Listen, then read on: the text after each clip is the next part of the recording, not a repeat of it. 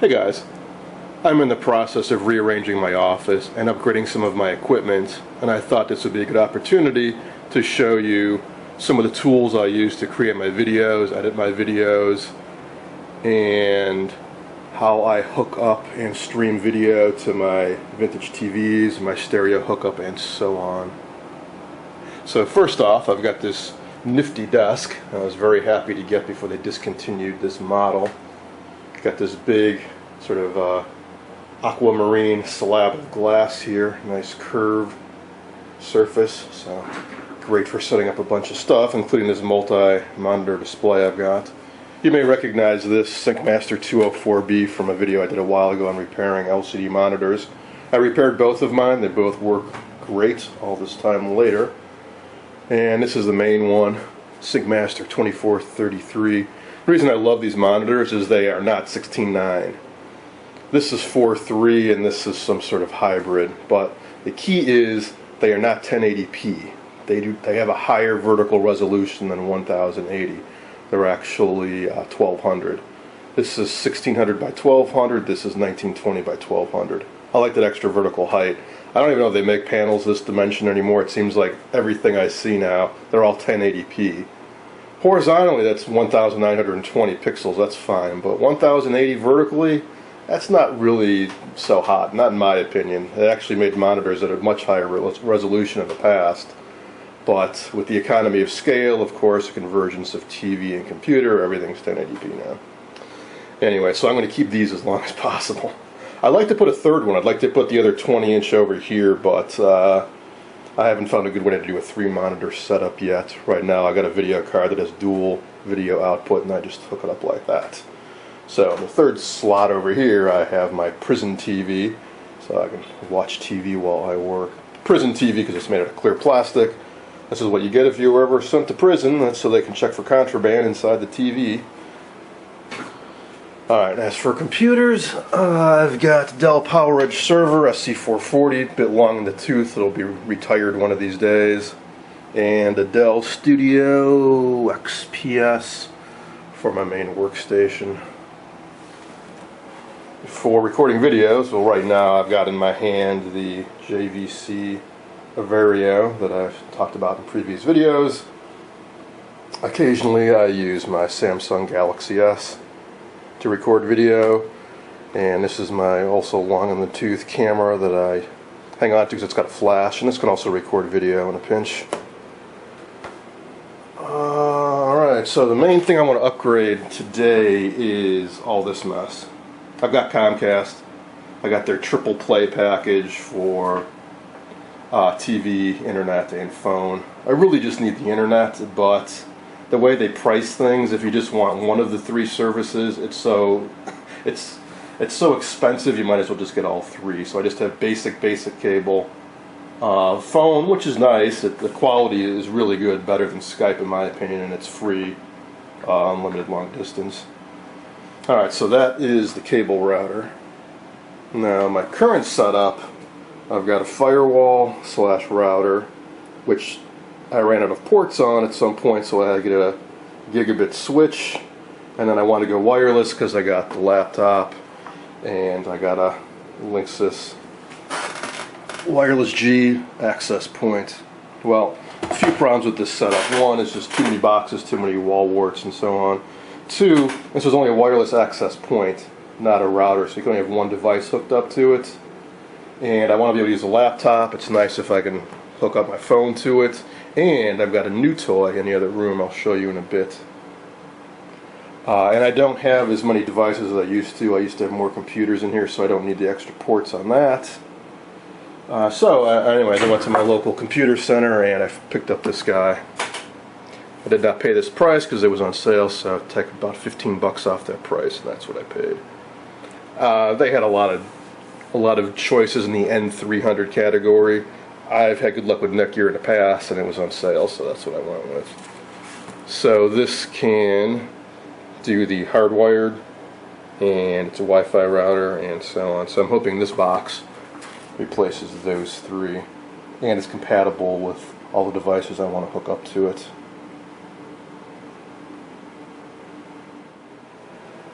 Also back in there is UPS.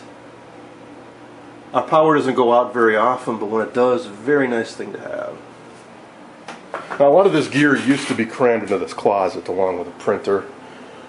Now that I've cleared that out and rearranged things, I've freed up this whole closet, so of course I filled it with TVs, which freed up space in other rooms.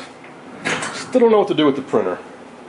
I print so infrequently, I'd love to just get rid of it, but now and then I just have to print something out, so I don't know, I'll find somewhere to stick it. Now, as for what I guess you'd call my home theater setup, here's what I've got. Pardon the dust and the mess and rearranging things, as I said. You may recognize this TV. This is the one my friend and I found in an alley, I think last summer, the Panasonic Tau. Still working great to this day. Someday I'll get a flat screen, if for no other reason than I could mount it on the wall and free up some space in this room, but for now, I've been very happy with this set. Let's see, I'll talk about the stereo briefly first. It's pretty much all 80s and early 90s vintage stuff. So the main preamp and amp, it's Harman Kardon Citation 21 series. It's a big old lamp down here, Citation 24. And here's the controller preamplifier. I bought this stuff secondhand at a very reasonable price. Geez, 13, 14 years ago, and it's never given me any trouble. Stuff looks great. And as for the speakers, these are NHT 2.5i's. A while back I worked for Rakuten, well, Soul Control, which was bought by Rakuten, and Rakuten bought Jensen and rebranded themselves as Jensen, and Jensen also happened to own, now hear this, or NHT. And I got the employee warehouse special Christmas discount, and I got these dirt cheap, really nice speakers. I don't think this company exists anymore. The I especially is nice because these have really nice low frequency response. So go down to 29 hertz.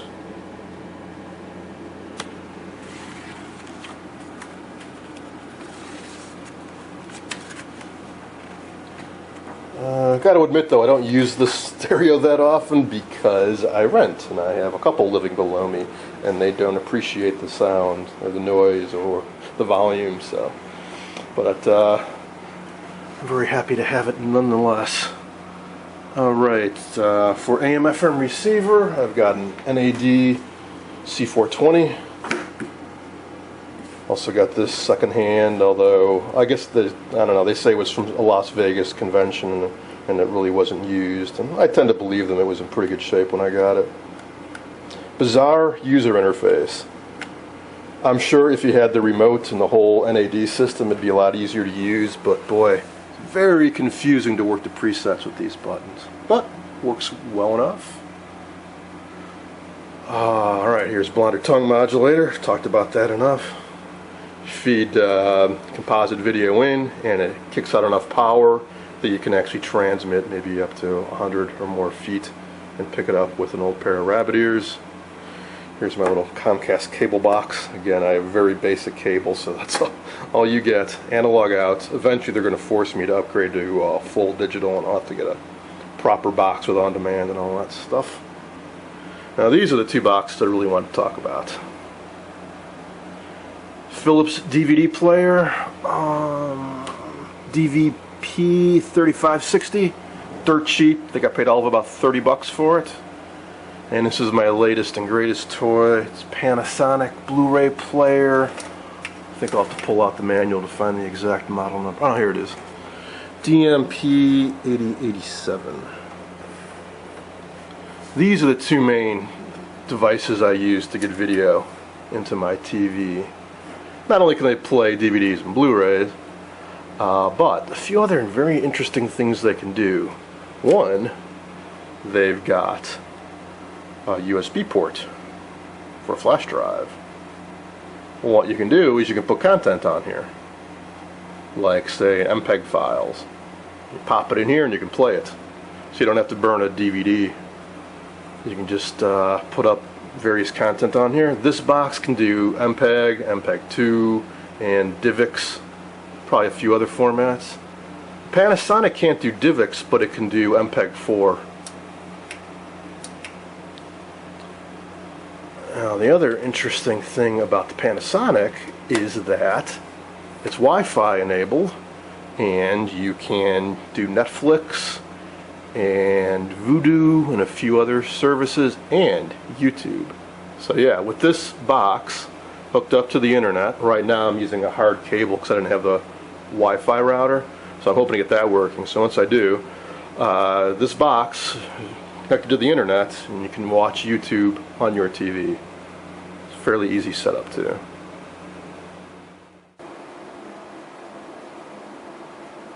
Alright, so if you go down to do videos, then you can see the content on your flash drive or your DVD. But if you go up to network, over to network service, I just noticed it was home network on there too. So if you share a drive the right way, maybe you can also stream video off your home network. Never try that. Alright, so you can do Netflix, Cinema Now, and Vudu or Vudu. I don't have accounts with any of those all cost money, but YouTube is free. When you first set this up, you tie it into your YouTube account if you have one, and then it pulls up your videos if you've uploaded any, your favorites, and you can search, and it pulls up all your any channels you subscribe to as well.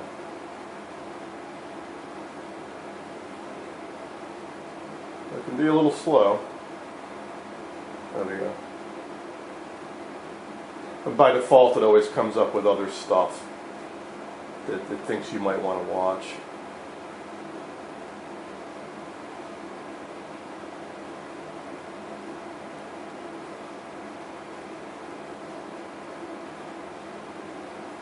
Jump to my YouTube.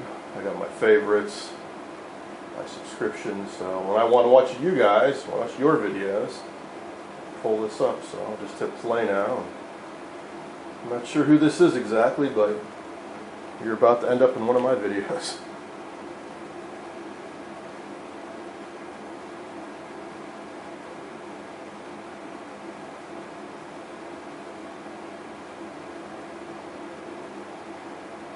It can be slow when you first turn it on after a while, because I guess it's caching up a lot of stuff. There we go.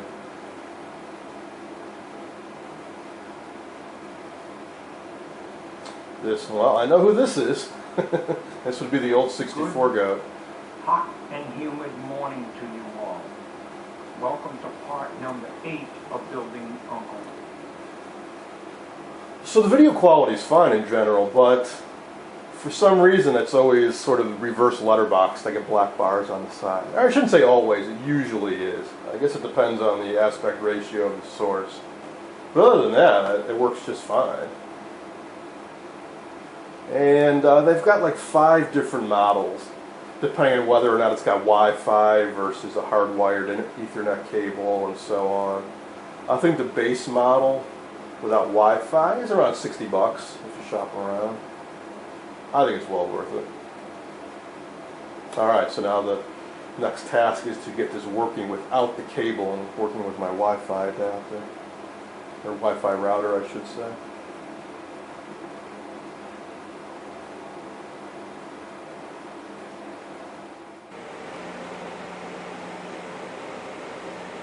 I removed all my old gear, hooked up the new router, went through the little quick start guide here, and I'm happy to say it all seems well.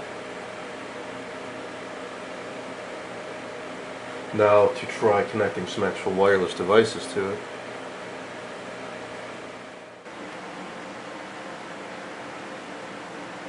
Alright, I got the Mac on the Wi-Fi, got the Android on the Wi-Fi. That just leaves a Panasonic Blu-ray player.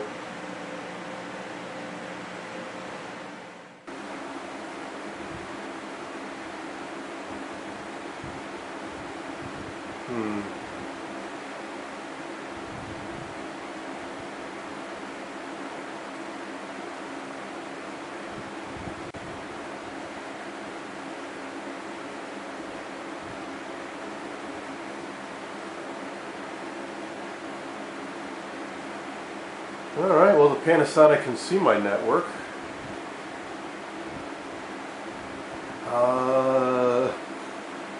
Okay. How do you suppose I enter in the encryption key? The remote doesn't exactly have a keypad on it with letters. All I've got are the numbers. I think I better pull out the manual. Alright, according to the manual, you push OK, and hey, you get a pop-up keyboard.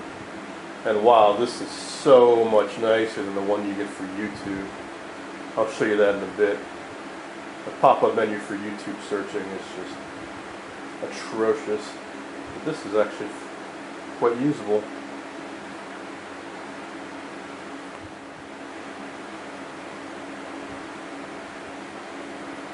See, this little cramped thing in the corner. It is very slow to go between letters.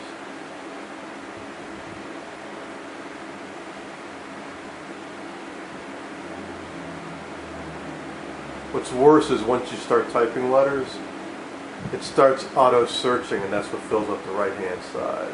So while you're trying to type in more letters, it's trying to search.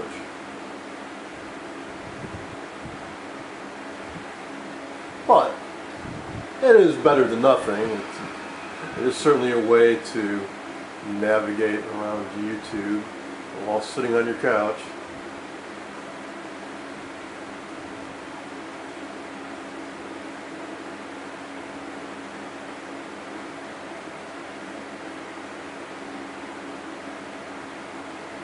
So if I just pause for a second here, we should see stuff pop up on the right. There we go.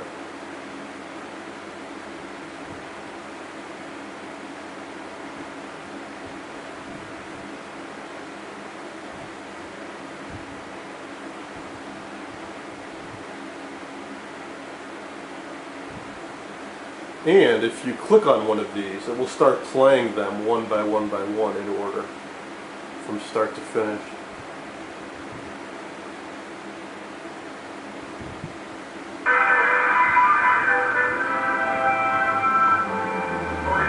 So if you're looking for a simple way to watch YouTube on your TV, I really recommend this device. Like I said, for around 80 bucks or so, I think I paid for this particular model.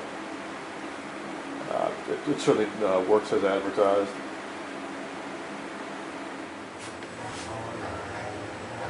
Alright, so one last thing. If any of you guys are interested in any of this old gear, let me know. We've got a Netgear RP614 V2 network router, Netgear GS605 gigabit switch, 5-port, and a Linksys wireless G model WAP54G. If you're interested in any of those, shoot me a message on YouTube. We can work something out.